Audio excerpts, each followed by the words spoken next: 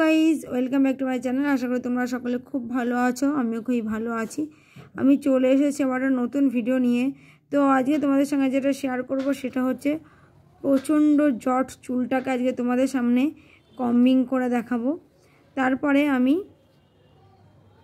একটা নর্মাল বান হেয়ারস্টাইল করে দেখাবো। তারপরে আমি একটা পুনিটেল করে স্টিক বান হেয়ারস্টাইল করে দেখাবো।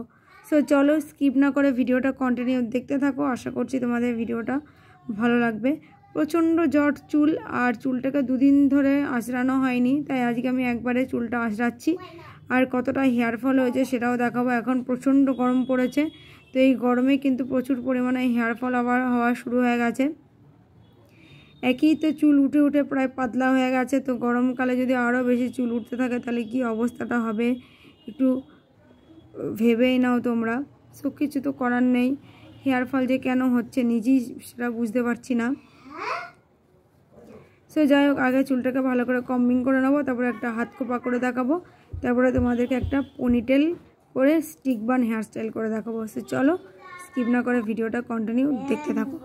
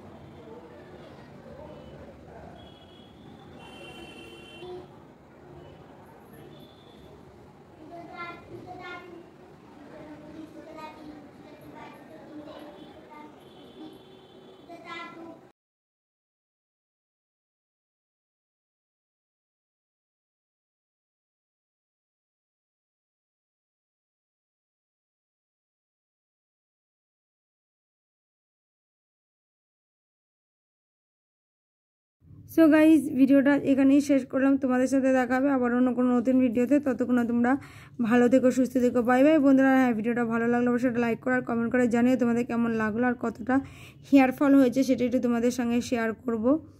তো চলো দেখো কতটা হেয়ার ফল হয়েছে। তো প্রচুর পরিমাণে হেয়ার ফল হয়েছে, এই যে দেখো কতটা হেয়ার ফল হয়েছে সেটা একটু তোমাদের সঙ্গে শেয়ার করলাম। So bye bye.